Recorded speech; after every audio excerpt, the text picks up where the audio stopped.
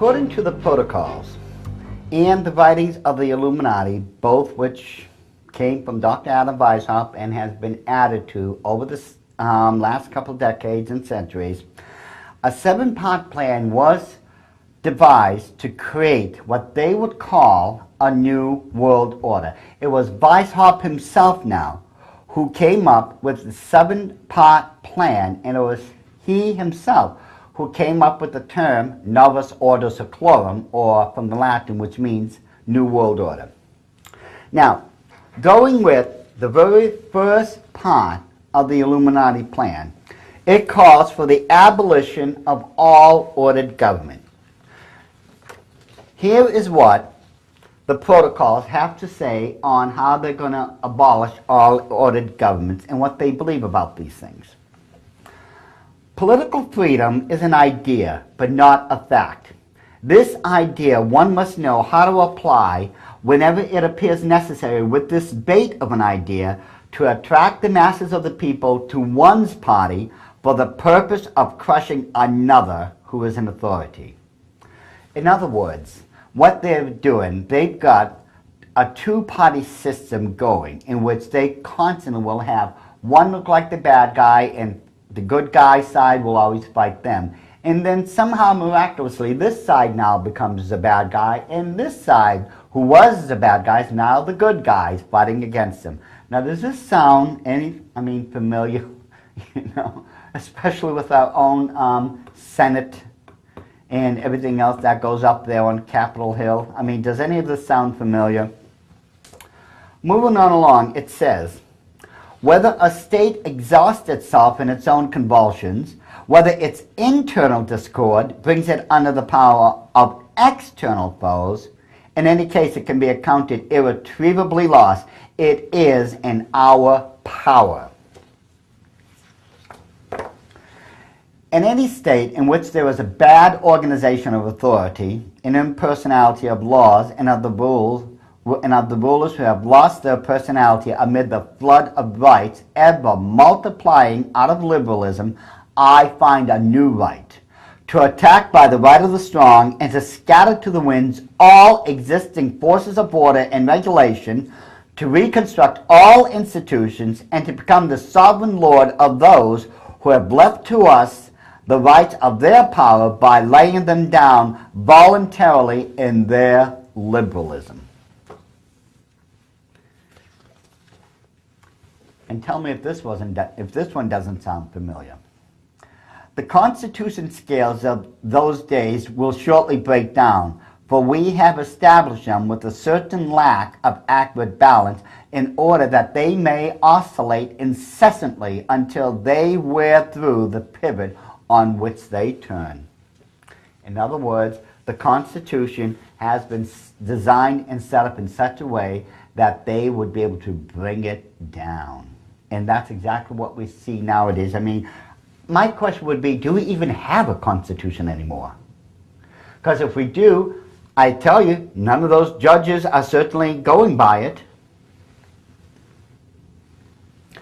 When we introduce into the state organism the poison of liberalism, its whole political complexion underwent a change.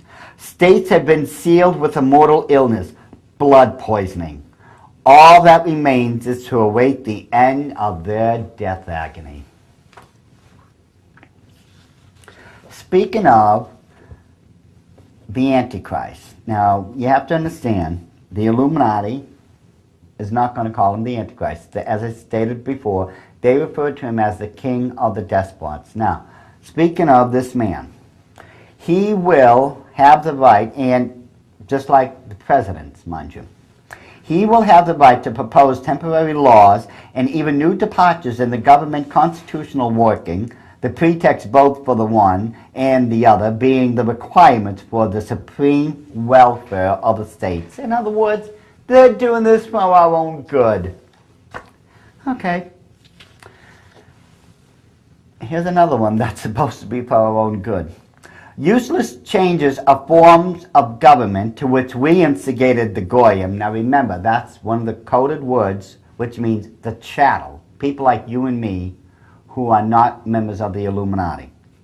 Useless changes of forms of government to which we instigated the channel when we were undermining their state structure will have so wearied the peoples by that time that they will prefer to suffer anything under us rather than run the risk of enduring again all the agitations and miseries they have gone through.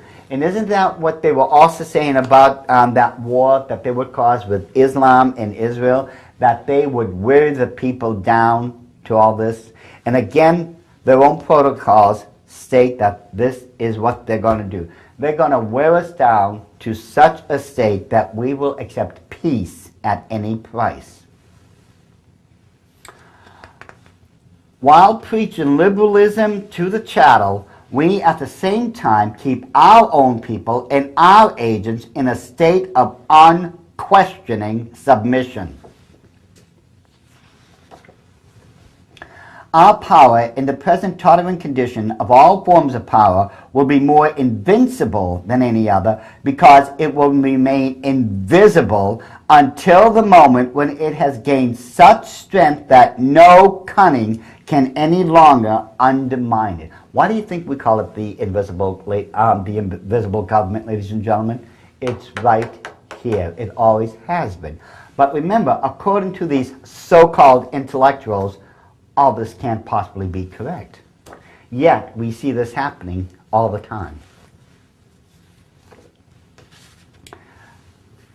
This, then, is the program of the new Constitution. And I've told people in the past, I don't know how many times, the Illuminati already have a new Constitution waiting to implement when the time is right. And I don't see that too many years down the road from now.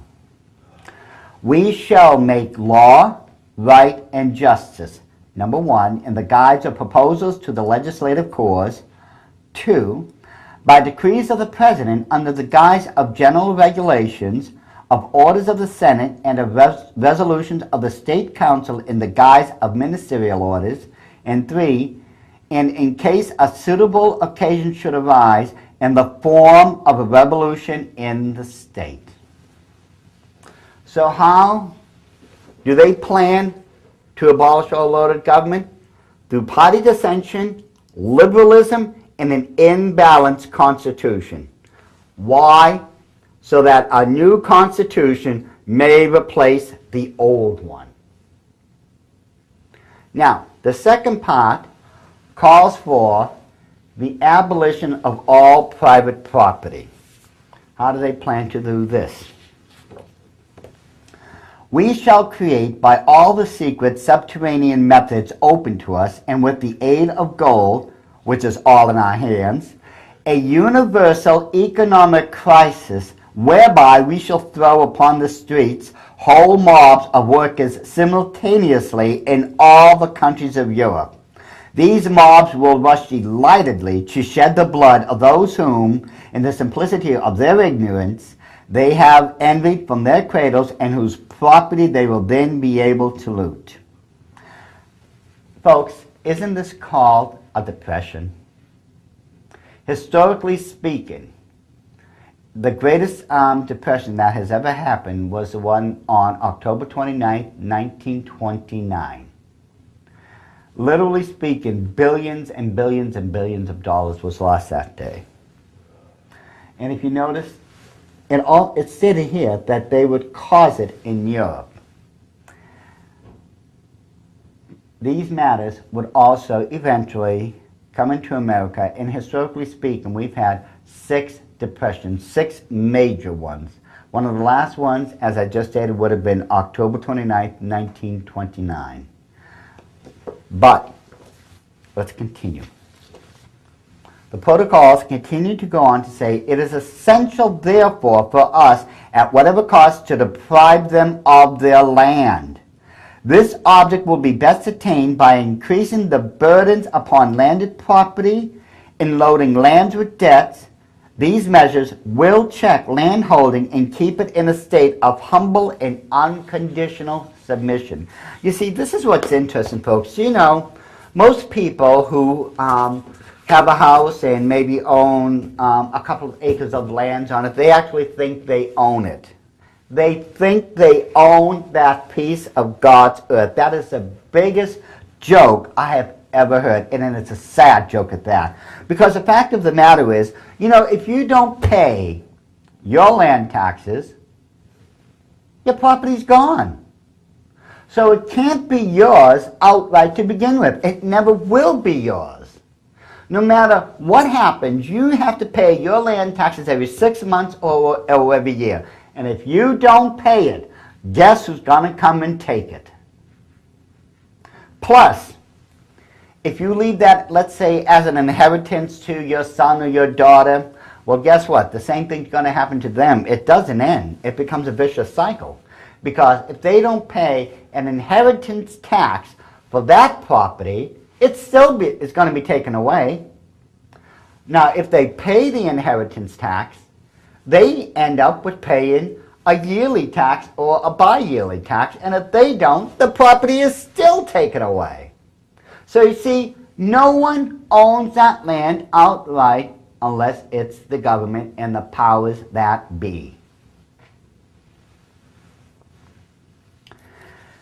The protocols go on to say this about the abolition of all private property. The rich must be aware that it is their duty to place a part of their superfluities at the disposal of the state, since the state guarantees them security of possession of the rest of their property and the right of honest gain. I say honest, for the control of a property will do away with robbery on a legal basis.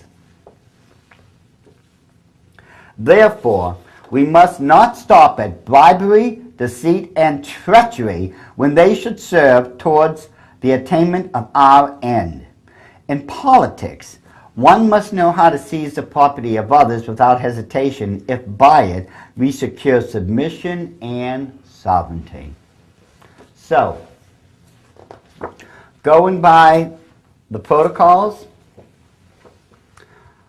how are they going to abolish all private property? Through bribery, deceit, treachery, and economic crisis. Why? To secure submission and sovereignty over you and I. The third one, the abolition of all inheritance. Purchase, receipt of money, or inheritance will be subject to the payment of a stamped progressive tax.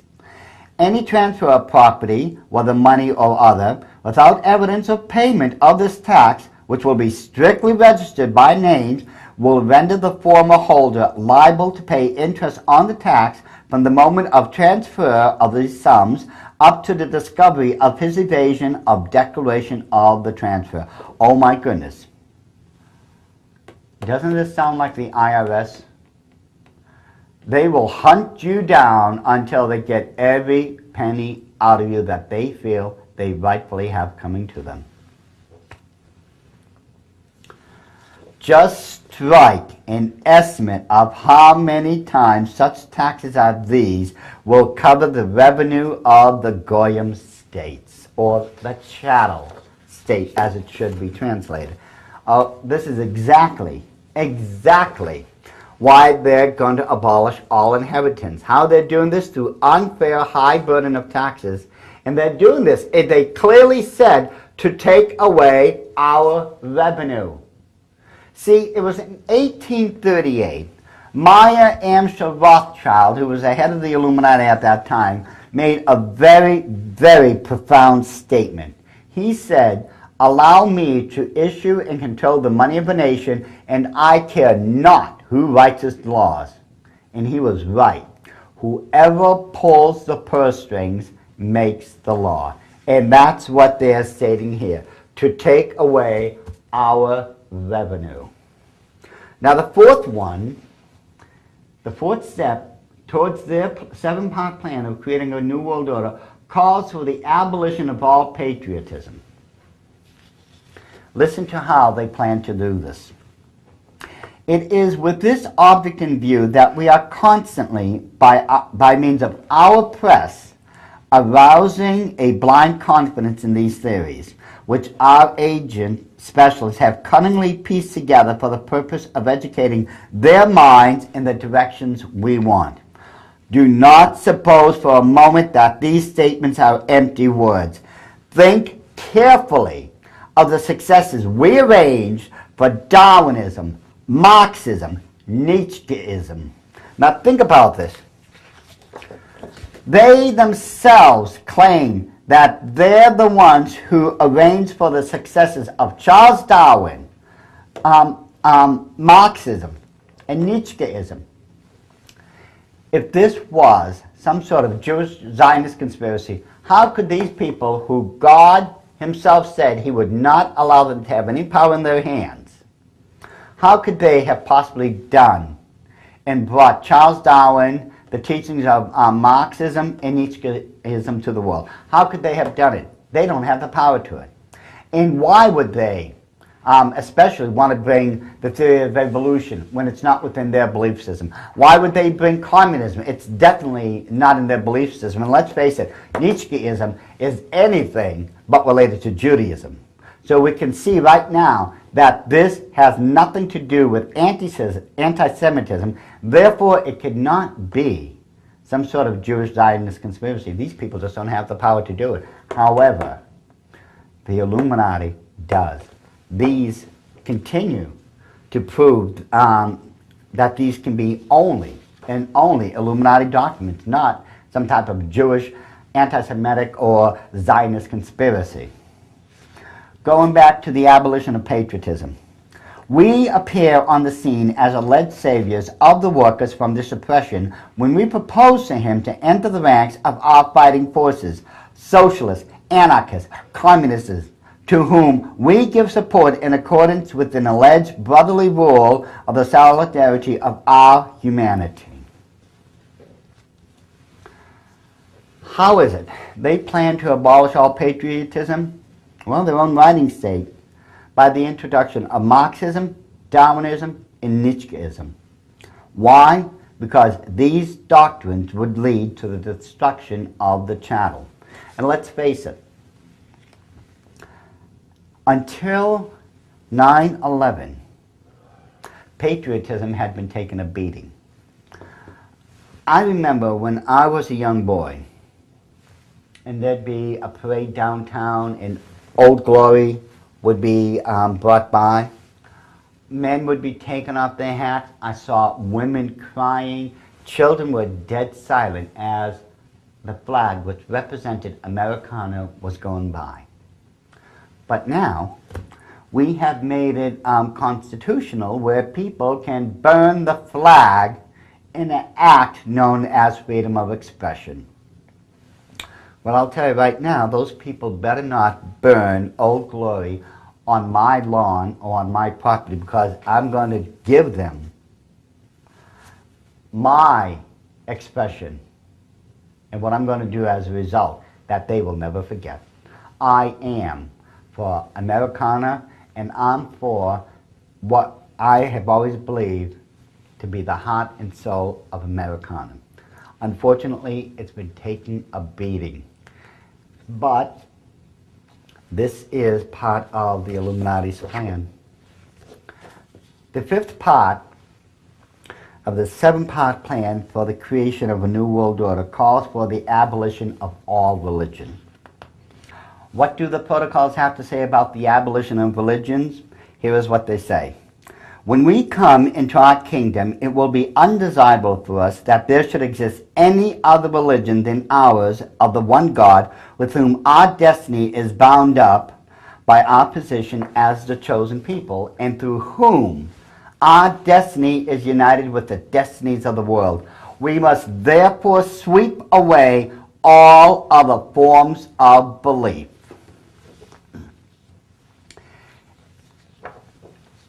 This one, as far as I'm concerned, says it all. It's just 5 simple words, but it is so profound. It says, time was when faith ruled. It was so true.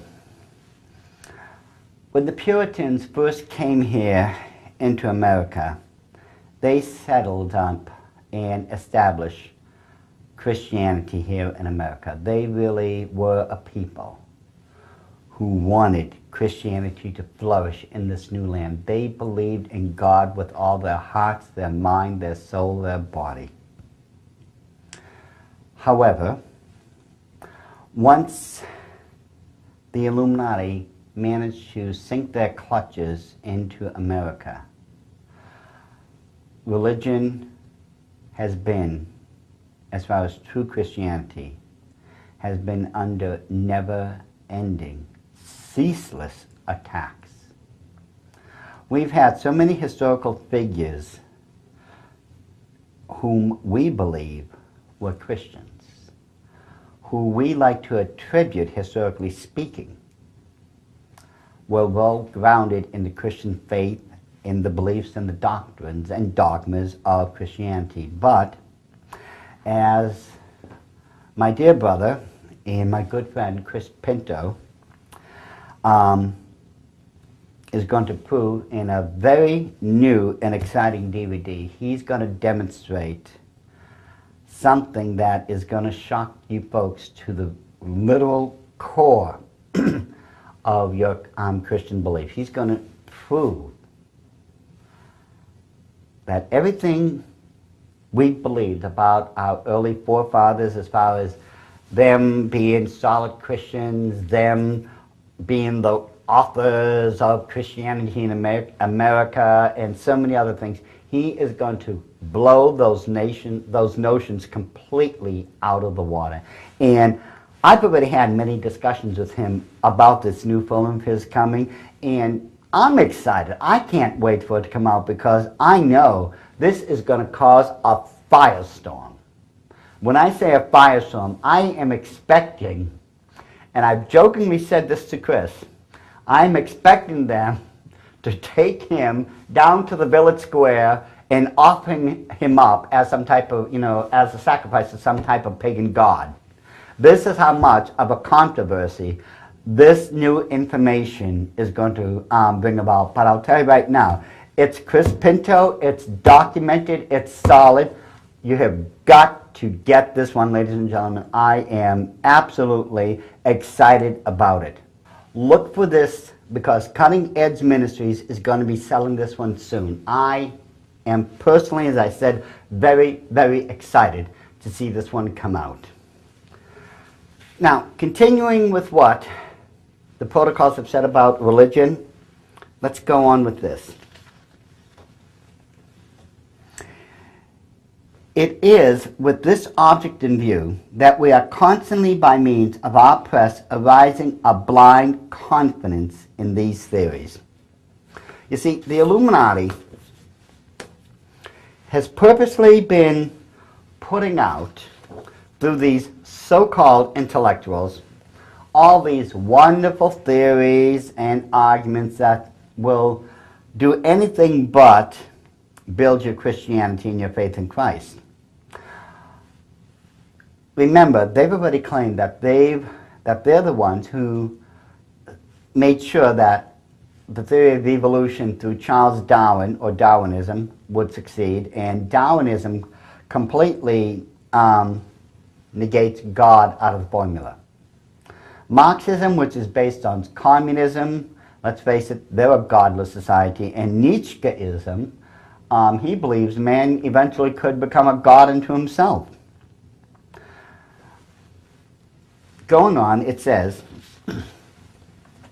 we have long past taken care to discredit the priesthood of the chattel and thereby to ruin their mission on earth, which in these days might still be a great hindrance to us. Day by day, its influence on the people of the world is falling lower.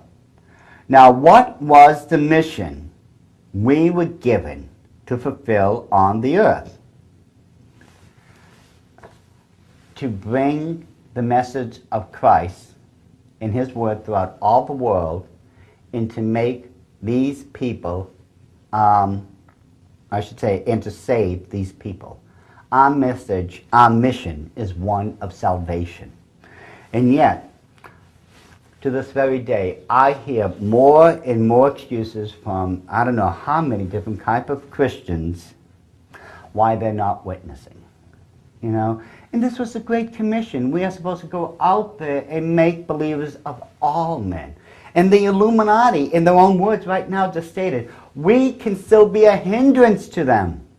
But our influence is falling every single day because we are allowing the world into our lives more than we are allowing Christ into our daily lives.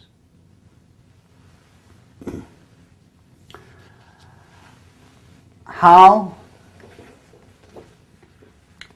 is the Illuminati getting rid of religion? By discrediting the priesthood and replacing faith in God with scientific theories. Why? So the people would be guided by the Illuminati and not by God. The abolition of the family is the sixth part of the Illuminati seven-part plan. Here's what they have to say on it. We shall destroy among the chattel the importance of the family and its educational value. That's the one and only one I chose. By destroying the importance of the family unit and the value of it, the Illuminati will be able to replace the family unit with loyalty to their state. You see, how many of you recall, and I've always used this as the prime example. I don't think I've ever seen anything more horrific than this. Do you remember when that darling lady, Hillary Clinton, came up with her so-called catchphrase, "It takes a village"? It takes a village to raise one child. Her theory behind this was, well, look at those tribal people in Africa. All the people of the village watch over the kids and they teach them everything they need to know. Guess what? Hillary, this is not Africa. This is America. Let's get that one straight to begin with. Second, no, it does not take an entire village to raise one child. That's just your way of trying to get people to accept the government's interference into parental rights in the way parents have the right to raise their children. Whether they want to raise them as Christians or not, it is not your business. In short, Hillary, keep your nose out of the parents' abilities. Let the parents raise the children as God has dictated them, and just stay out of everyone's way. You've already made enough of a mess in the government and other things. We don't need you, through the Illuminati, to mess up the family now. Now, the seventh and last part of the Illuminati's plans, as dictated by Adam Weishaupt himself, calls for the creation of a new world order. We shall make law, right, and justice in the guise of proposals to the legislative cause, by decrees of the President under the guise of general regulations, of orders of the Senate, and of resolutions of the State Council in the guise of ministerial orders, and in case of a suitable occasion should arise, in the form of a revolution in the state. The recognition of our despot may also come before the destruction of the Constitution. The moment for this recognition will come when the people, utterly wearied by the irregularities and incompetence, a matter which we shall arrange for, of their rulers, and I must add, our presidents, will clamor. Away with them and give us one king over all the earth who will unite and annihilate the causes of discords, frontiers, nationalities, religions, state debts, who will give us peace and quiet which we cannot find under our rulers and representatives.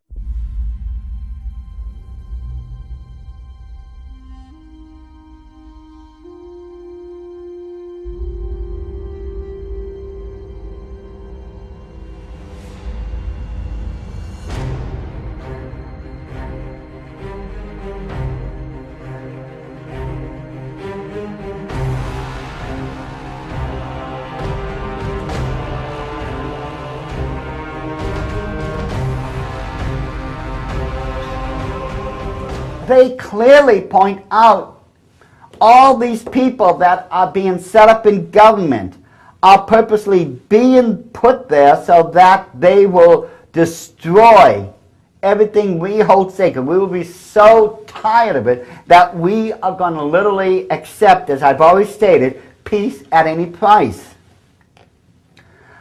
Useless changes of forms of government to which we instigated the chattel when we were undermining their state structure will have so wearied the peoples by that time that they will prefer to suffer anything under us rather than run the risk of enduring again all the agitations and miseries they have gone through.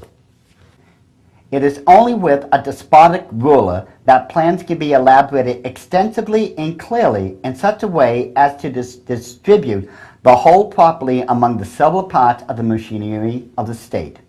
From this, the conclusion is inevitable, that a satisfactory form of government for any country is one that concentrates in the hands of one responsible person. Without an absolute despotism, there can be no existence for civilization which is carried on not by the masses but by their guides, whoever that person may be. When the hour strikes for our sovereign Lord of all the world to be crowned, it is these same hands which will sweep away everything that might be a hindrance thereto. We shall so wear down the chattel that they will be compelled to offer us international power of a nature that by its position will enable us without any violence gradually to absorb all the state forces of the world and to form a super government. In place of the rulers of today, we shall set up a bogey which will be called the super government administration. Its hands will reach out in all directions like nippers, and its organization will be of such colossal dimensions that it cannot fail to subdue all the nations of the world. But we will not give them peace until they openly acknowledge our international super government and with submissiveness. And our kingdom will be distinguished by a despotism of such magnificent proportions as to be at any moment and in every place in a position to wipe out any chattel who opposes by deed or word.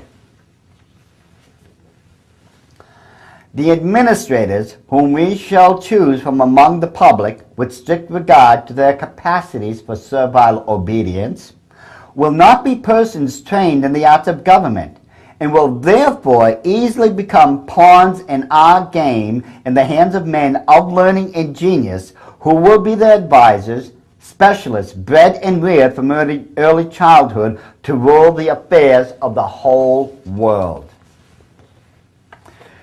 In this difference in capacity for thought between the chattel and ourselves may be clearly discerned the seal of our position on the chosen people and of our higher quality of humanness. I always loved the ending of this last one. Do you know the Illuminati is doing all these things, creating their new world order, because they have a higher quality of humanness? Well, I think I'm supposed to thank them for all this at this point, but no, I'm not feeling that warm and fuzzy moment that they expect me to. Adam Weishaupt had stated in the 7th part of his 7-part plans for global conquest that they were going to create a new world order. How? Through global revolution, peace by force, and peace at any price. And the reason why, because they have a higher quality of humanness. I think it becomes more than obvious by now that as far as the way history has been propelled up to this point, that the protocols have been very accurate. There is absolutely no way, as far as I see it, that any sane person could possibly believe, especially what we've just covered, that the protocols could be some type of Jewish Zionist conspiracy. That's absolute lunacy.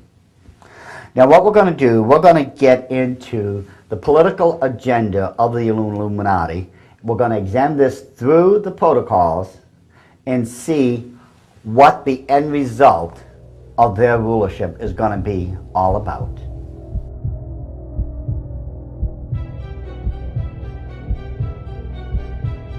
Once the Illuminati have taken over the earth, literally speaking, and it's been prophesied in the scriptures, and they've set up their new world order, they're going to have to set up a ruling kingdom. In other words, they've got to have a plan to take over the nation and how they're going to govern it. And this is what we're going to look at next. The first thing that they're going to have to do is obviously set up a king, someone who's going to rule the entire earth. Now, again, as I said before, we're just going to use the protocols. And the reason I'm just using the protocols right now is to prove, among other things, that this does not represent a Zionist conspiracy. There's no way it could. Because, as we've already stated, the Jewish people are not in a position by temporal power or by godly power to be able to do this. Remember, God let them have it because they were in disobedience to Him. Just like God will still let you or I have it if we step out of line.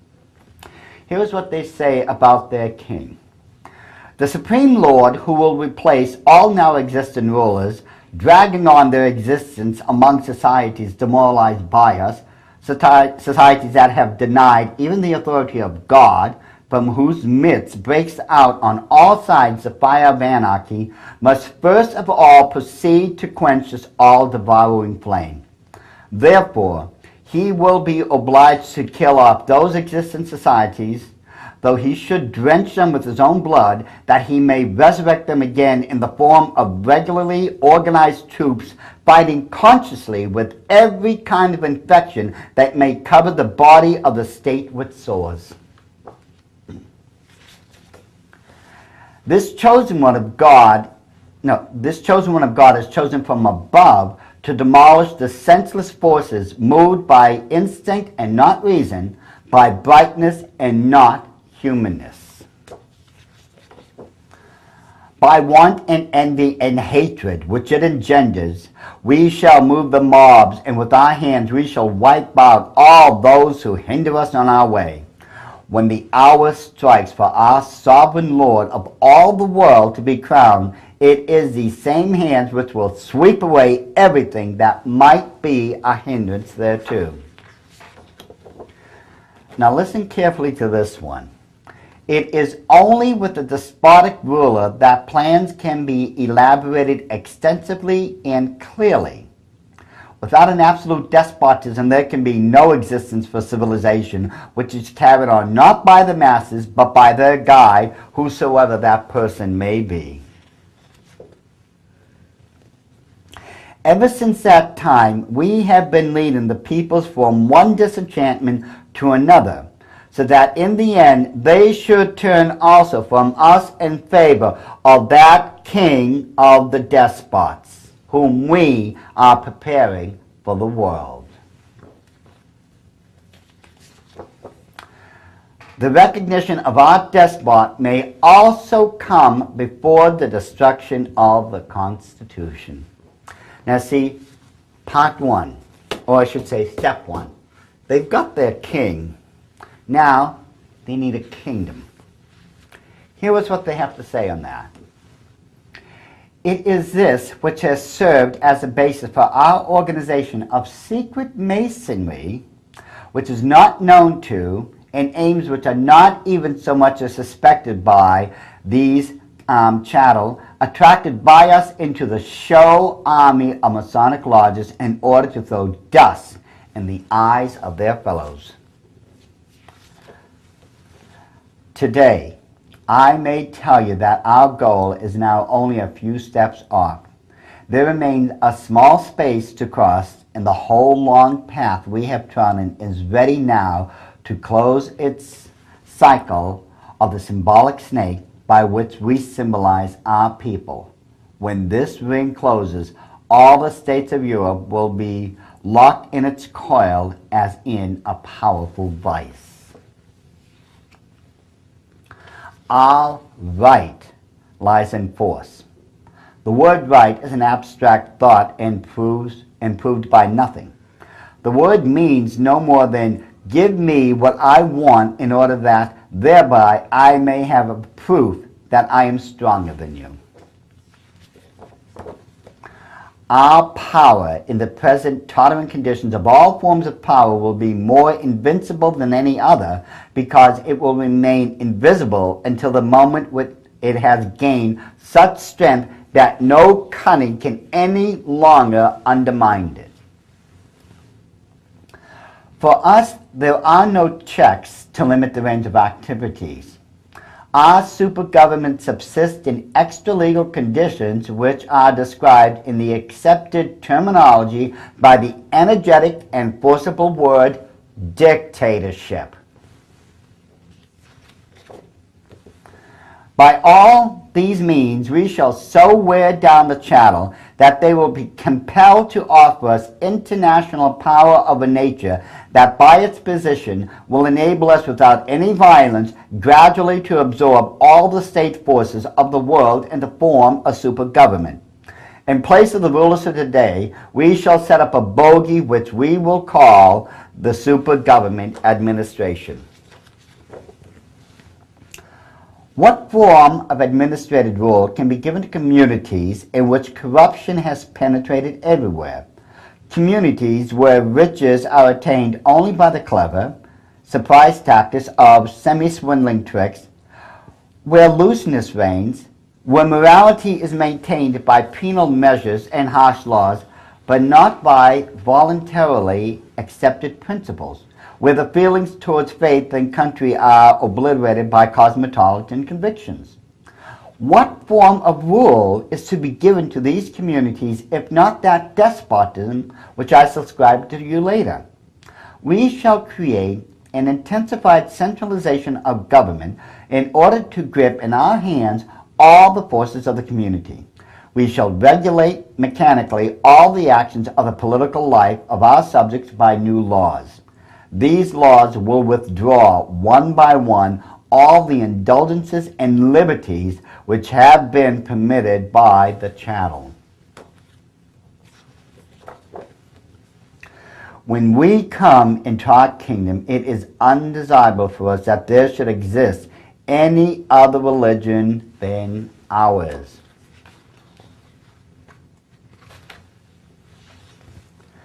The aristocracy of the chattel as a political force is dead.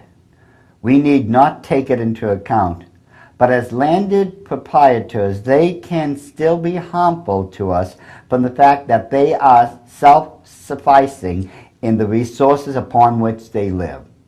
It is essential, therefore, for us, at whatever cost, to deprive them of their land.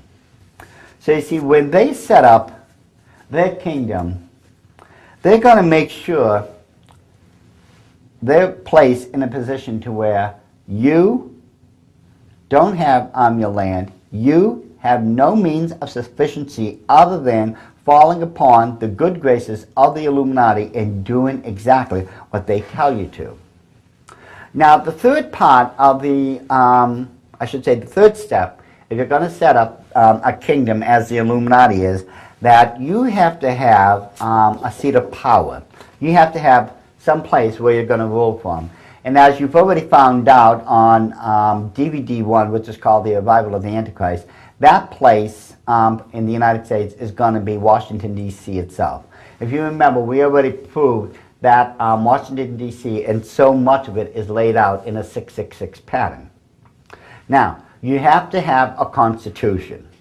The fourth step. In other words, you have to have something by which you're guiding and ruling the people over. Something that will say, this is a do, this is a don't.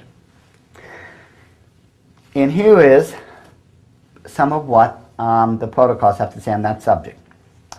Liberalism produced constitutional scales, which took the place of what was the only safeguard of the chattel, namely despotism, and a constitution, as you well know, is nothing else but a school of discords, misunderstandings, quarrels, disagreements, fruitless party agitations, party whims, in a word, a school of everything that served to destroy the personality of states' activities.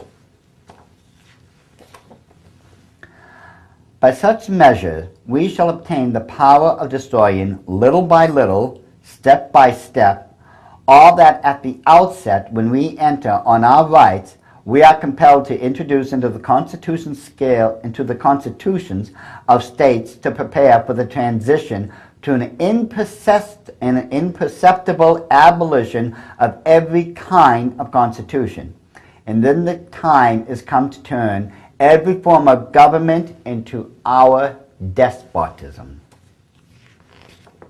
So you see, the Constitution has been constantly under attack ever since Ross Perot was running for president. I haven't seen anyone quite like Ross Perot, who was so against our present Constitution and wanted it destroyed and something else placed within. But then again, this is what the protocols have been calling for all along.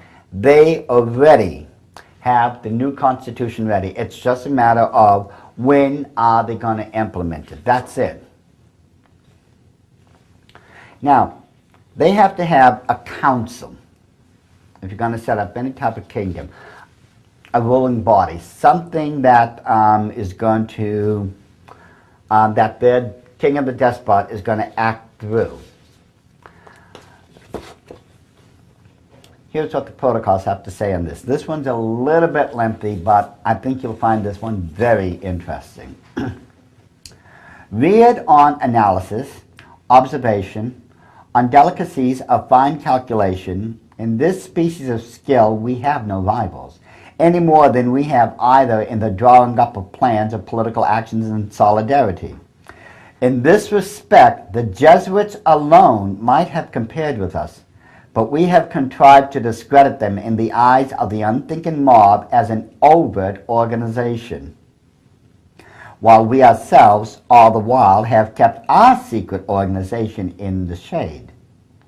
However, it is probably all the same to the world who is its sovereign lord, whether the head of Catholicism or our despot of the blood of Zion. But to us, the chosen people, it is very far from being a matter of indifference.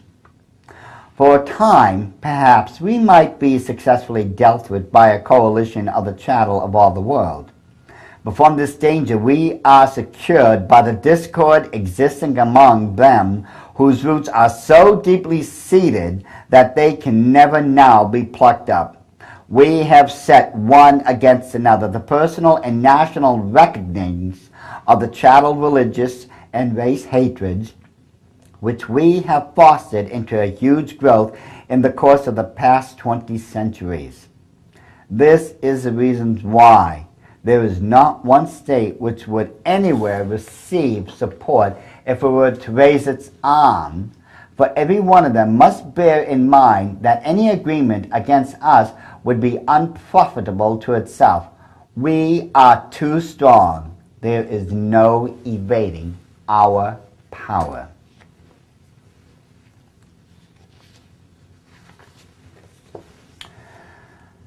Besides this, we shall, with the introduction of the new Republican Constitution, take away the chamber the right of interpolation of government measures on the pretext of preserving political secrecy, and further, we shall by the new Constitution reduce the number of representatives to a minimum, thereby proportionately reducing political passions and the passion for politics. If, however, this should, which is hardly to be expected, burst into flame even in this minimum, we shall nullify them by a stirring appeal and a reference to the majority of the whole people. Upon the President will depend the appointment of Presidents and Vice Presidents of the Chamber and the Senate. Instead of constant sessions of Parliaments, we shall reduce their sittings to a few months. Moreover, the President, as Chief of the Executive Power, will have the right to summon and dissolve Parliament, and in the latter case, to prolong the time for the appointment of a new parliamentary assembly. But in order to No, but in order that the consequences of all these acts, which in substance are illegal, should not prematurely, for our plans, fall upon the responsibility established by us of the President, we shall instigate ministers and other officials of a higher administration about the President to evade his dispositions by taking measures of their own, for doing which they will be made the scapegoats in his place. This part we especially recommend to be given to be played by the Senate and the Council of State and the Council of Ministers, but not to an individual official. The President will, at our discretion, interpret the sense of such of the existing laws as admit of various interpretations. He will further annul them when we indicate to him the necessity to do so. Besides this, he will have the right to propose temporary laws and even new departures in the government constitutional working, the pretext for the one, and the other being the requirements for the supreme welfare of the state. So you see, it becomes very apparent that the Illuminati have already established means by which they will take over a nation. And these were just some of the examples that I found when I was just reading through the protocols. There's a lot more. But for the sake of time constraints, I've had to limit a lot of the material I would have presented today. Unfortunately, as I said, I just don't have all the time I wish I could have had. But I believe I've given more than enough of a firm foundation which will clearly prove to anyone, including a so-called intellectual or some sort of hack journalist or all these false prophets and apostles, that the protocols are definitely those of the Illuminati. There is nothing anti-Semitic. There is nothing that represents some sort of Jewish Zionist conspiracy. These are just the minutes of the meetings of the organization of the Illuminati that had been gathered together, that had been stolen by a child lady who was working for a Masonic family and who had turned them over to a Russian priest who eventually had them published and which were eventually republished and retranslated by an Englishman known as Victor Marsden. The plans for the Illuminati included 3 world wars, and the protocols verify them. History records the French Revolution, the Great Revolution of 1917 in Russia, which the Illuminati's protocols not only spoke about, but to which they own up to being the causative factors to them. I think by now it becomes quite obvious, ladies and gentlemen, that we're looking at a very rare find known as the protocols, because they are the Illuminati. They give us a light into the Illuminati's world, their activities, their politics, and their religious perspectives. In the next DVD, we are going to be, in a sense, going further with the protocols, because we're going to be picking it up in the prophecies. And by the prophecies I mean we're going to be sticking mainly to the book of Revelation, and we're going to see if the plans of the Illuminati, if their activities are lining up with the prophecies as found in the book of Revelation, Matthew, Daniel, and other places in the Bible. I believe you will find this to be one of the most revealing DVDs you have ever seen when it comes to the Illuminati and their future plans.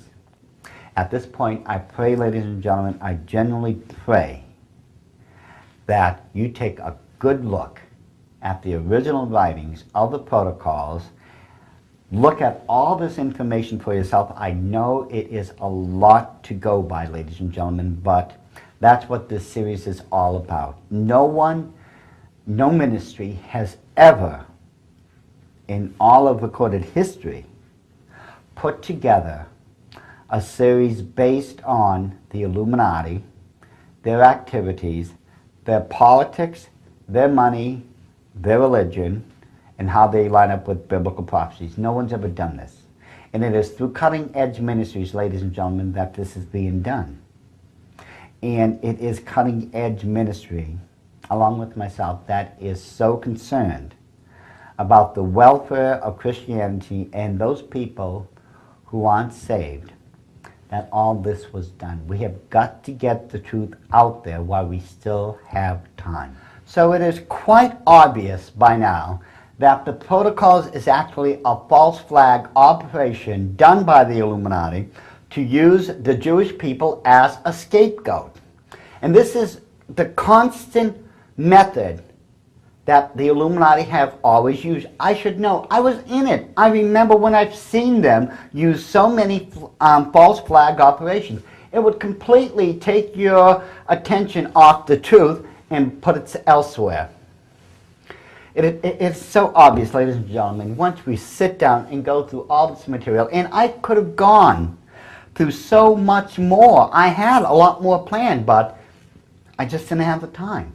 But it becomes obvious just by what we've gone through so far that the protocols are not Jewish in origin, they are not anti-Semitic, and they do not represent some sort of Zionist conspiracy. They do, however, represent an Illuminati covert conspiracy that has been going on ever since the days of Adam Weishaupt himself.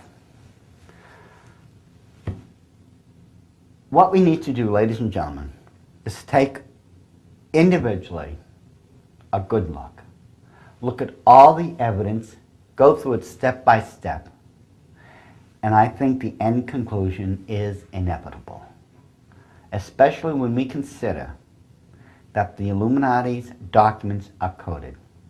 We need to understand what is really going on here, ladies and gentlemen, because I don't think we have much more time. And if we go and add that, in accordance to the scriptures, the prophecies that I've seen fulfilled in my lifetime, I don't think we have much more time left. I think what we need to do is to be about our Father's business, learn as much as we can, and speak the truth so people can hear the truth for what it is, and as a result get saved. In conclusion, let me just say to all those Jewish people I love dearly to this very day, Shelu Shalom Yerushalayim, and to my brothers and sisters, I urgently say, fulfill the Great Commission. Go ye out there and make ye believers of all men. Once again, thank you very much for joining me here in this DVD, and I look forward to speaking with all of you once again on our next DVD, number 6 in this series, which is called The Illuminati is Fulfilling Biblical Prophecy.